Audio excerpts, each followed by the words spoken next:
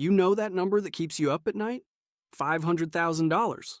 It sounds impossible when you're staring at a checking account with $3,000 in student loans that could fund a small country. But here's what nobody tells you about hitting $500,000 in retirement savings. It's not just a milestone, it's a completely different game with completely different rules. Most people think $500,000 means you're rich. You're not. But you're also not broke anymore. You're in this weird financial middle ground where the math suddenly starts working for you instead of against you. Your money stops being something you constantly stress about and becomes something that actually works while you sleep. Here's the thing about this number. It unlocks a lifestyle that most people don't even know exists. Not yacht money, not quit your job tomorrow money, but something way more valuable. Breathing room, options. The ability to say no to things that suck without your heart racing. And if you're sitting there thinking this milestone is impossible, stick around because I'm going to show you exactly how people are getting there and what changes when they do. The first thing that changes when you're working toward $500,000 is your entire identity as an investor. Right now, if you're like most people, you're in pure accumulation mode. Every dollar matters because you're building from basically nothing. You're the person checking your brokerage app at lunch, getting excited when your account goes up $200, and feeling personally victimized when the market drops 3%. But something weird happens as you get closer to $500,000. Your brain starts shifting from hoarder mode to gardener mode. You're not just piling up money anymore. You're cultivating it. And honestly, this mental shift can mess with your head if you're not ready for it. Let me explain what I mean. When you have $10,000 invested, a 10% market drop means you lost $1,000. That sucks, sure, but you can mentally recover pretty quickly. You tell yourself it's temporary, maybe skip Chipotle for a week to feel better, and move on.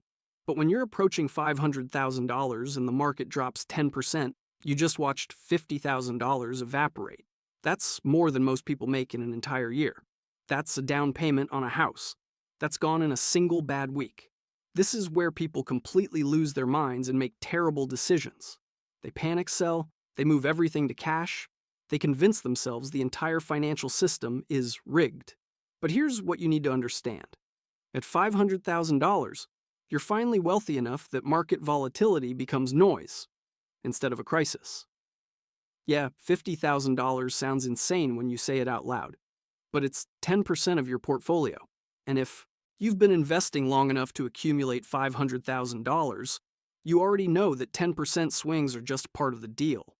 The psychological shift here is massive. You have to train yourself to think in percentages instead of absolute dollars. You have to accept that your account will swing by amounts that used to represent your entire net worth. And weirdly, you have to become more conservative and more aggressive at the same time. More conservative because you actually have something to lose now. When you had $5,000 invested, who cares if you threw it all into some random stock your cousin told you about? Worst case, you're back to zero and you start over. But at $500,000, reckless moves can set you back years, or even decades. You can't afford to be stupid anymore. But you also have to be more aggressive because this is where compound interest really starts flexing. At $500,000 earning 8% annually, you're making $40,000 a year without doing anything. That's more than a lot of people contribute to their retirement accounts total. Your money is now working harder than most humans. And if you get scared and move everything to a savings account earning 3%, you're literally costing yourself $25,000 a year in potential growth every single year. This is the paradox of $500,000. You have enough to lose that you should care about risk, but you also have enough that playing it too safe becomes its own form of risk. You're not trying to get rich anymore, you're trying to stay rich while also getting richer. It's a completely different game, and most people aren't prepared for this mental shift when it happens. All right, let's talk about why $500,000 is when compound interest stops being this cute math concept your finance teacher talked about and becomes an actual money printing machine. And I'm going to use real numbers here because this is where things get absolutely wild. At $500,000, assuming you're getting an average 8% annual return, which is pretty reasonable for a diversified portfolio over the long term, you're making $40,000 a year in investment gains. That's without adding a single additional dollar. Your money is just sitting there doing push-ups and getting stronger while you're sleeping or watching Netflix or arguing with strangers on the internet. Now here's where it gets interesting. Let's say you're also still contributing because you're not retired yet. Maybe you're maxing out your 401k and IRA, so you're adding about $30,000 a year. That's $70,000 in total annual growth. $40,000 from returns, $30,000 from contributions. But wait, it gets better. Next year, you're not starting from $500,000 anymore. You're starting from $570,000. So that 8% return isn't $40,000 anymore, it's $45,600. And the year after that, your returns jump to $51,688.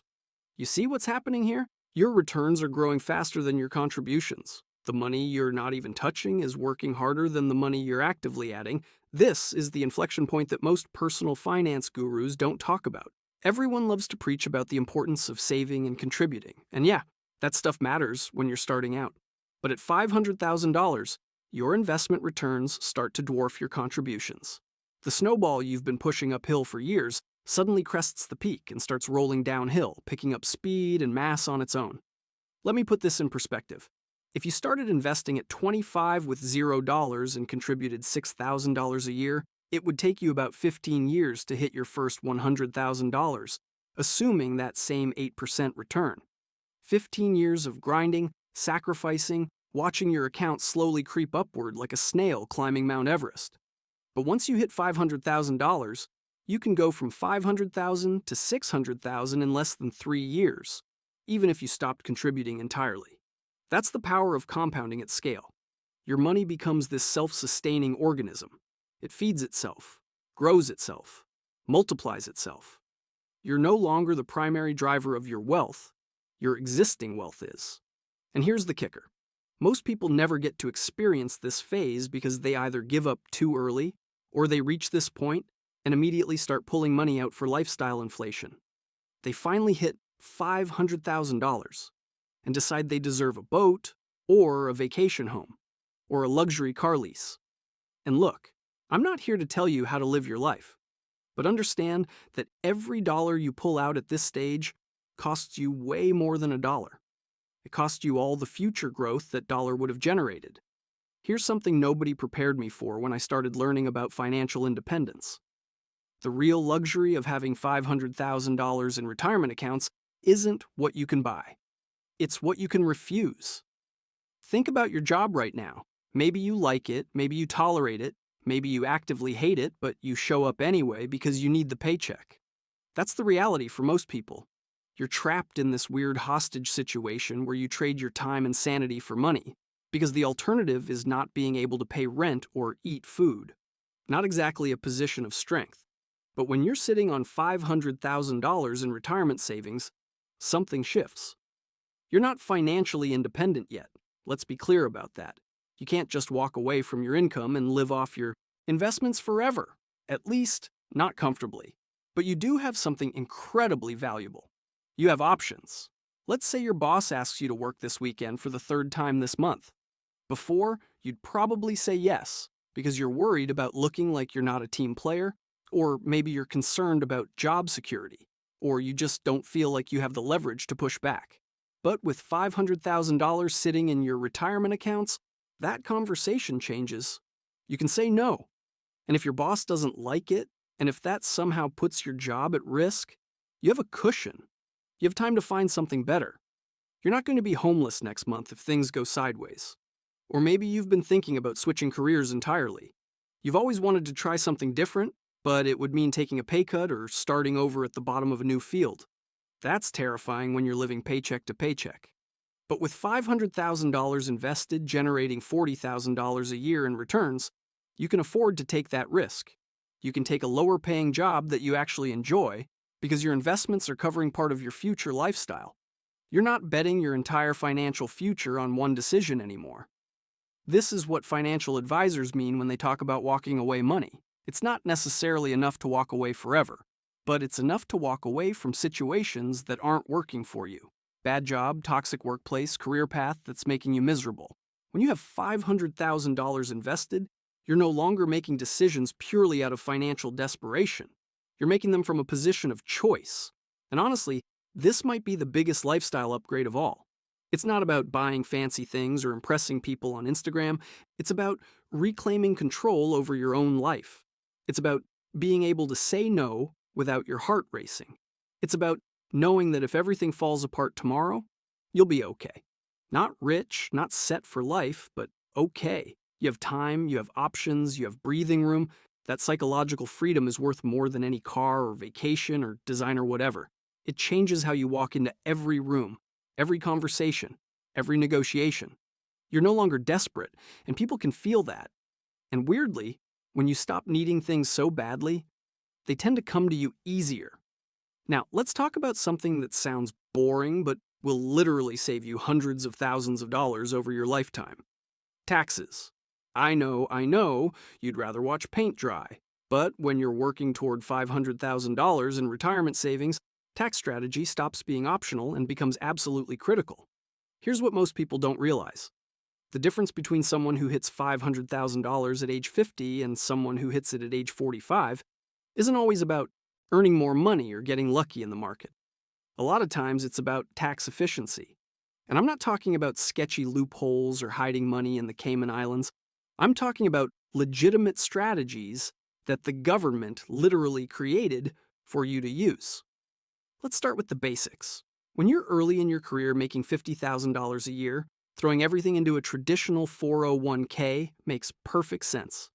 You get the tax deduction now when you're in a lower bracket, and you'll pay taxes later in retirement when you're presumably in an even lower bracket.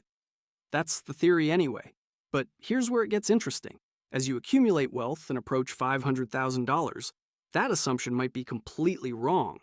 If your investments are growing the way they should, you might actually be in a higher tax bracket in retirement than you are now, especially once required minimum distributions kick in at age 73, forcing you to pull out taxable income whether you need it or not. This is where Roth conversions become your best friend. And before your eyes glaze over, let me explain why this matters. A Roth conversion is basically paying taxes on your traditional retirement money now, so it can grow tax-free forever. You're voluntarily giving the IRS money today to avoid giving them way more money later. Here's a real example. Let's say you're 40 years old with $200,000 in a traditional IRA. You're in the 22% tax bracket. You could convert $50,000 to a Roth IRA, pay $11,000 in taxes now, and that $50,000 plus all its future growth is yours tax-free forever. Fast forward 30 years, that $50,000 growing at 8% becomes $503,000. And you don't owe a single penny in taxes on that growth. But if you left it in the traditional IRA, you'd owe taxes on all $503,000 when you withdraw it.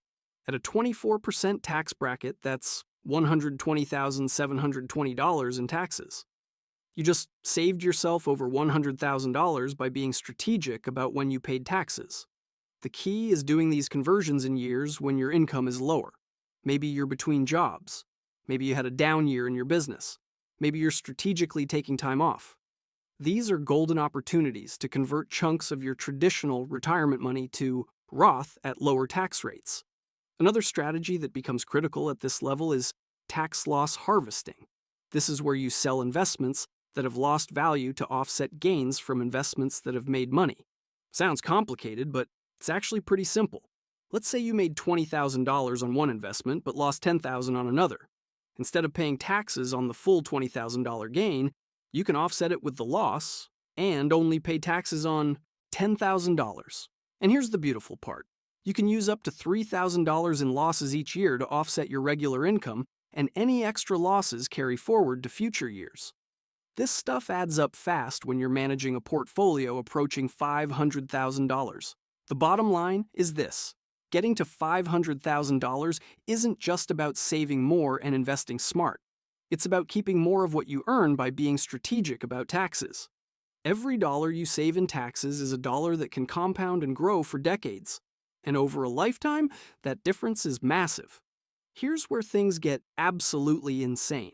And this is the part that's going to make you want to start investing today if you haven't already. Once you hit $500,000, The journey to $1 million becomes way shorter than the journey from 0 to 500,000. And I'm not talking about some motivational nonsense here. I'm talking about actual math that's going to blow your mind. Remember how I said it might take you 15 years to get to your first $100,000 if you're starting from 0 and contributing $6,000 a year? Well, the jump from 500,000 to 1 million is the fastest doubling you'll ever experience in your investing journey, assuming you keep doing what you've been doing. Let's run the numbers. You've got $500,000 invested, you're still contributing $30,000 a year because you're not retired yet, and you're maxing out your retirement accounts. Your portfolio is earning 8% annually on average. At that rate, you'll hit $1 million in about 9 years. 9 years. That's it. But here's what makes this stretch so psychologically weird. You're going to watch your account grow by amounts that used to represent your entire net worth. In year 1, your returns alone will be $40,000. That's more than you're contributing. By year 5, your annual returns will be around $65,000. Your money is earning more than most people's salaries, and it's doing it automatically while you're watching Netflix or sleeping or scrolling through social media. This is where a lot of people start to get impatient. They see how close they are to $1 million, and they want to accelerate it. They start looking at riskier investments, crypto, individual stocks, options trading, whatever promises, faster returns. And look, I get it. When you can see the finish line, you want to sprint. But this is exactly when you need to stay disciplined. Here's the thing about the $500,000 to $1 million stretch. It's not actually the finish line. It's more like the end of the tutorial level in a video game. You're finally getting good at this game, and the real wealth building is about to begin. Because once you hit $1 million, that same 8% return is now $80,000 a year. And if you keep contributing and stay invested, you'll go from 1 million to 2 million in about 7 years. The snowball just keeps getting bigger and faster, but you can completely derail this momentum by getting greedy or impatient right now.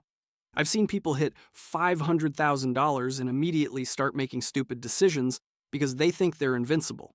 They dump $100,000 into some speculative investment that promises 20% returns. It crashes, they lose half of it, and suddenly they're back at $450,000. They just cost themselves years of progress because they couldn't stick with what was already working. The path from 500,000 to 1 million is about patience and consistency. It's about trusting the process that got you here. It's about understanding that boring works. Index funds work. Dollar cost averaging works. These strategies aren't sexy, they're not going to make you feel like a genius investor, but they're going to get you to $1 million with way less stress and way more certainty than trying to outsmart the market. And once you do retire, here are 10 things you'll never worry about again.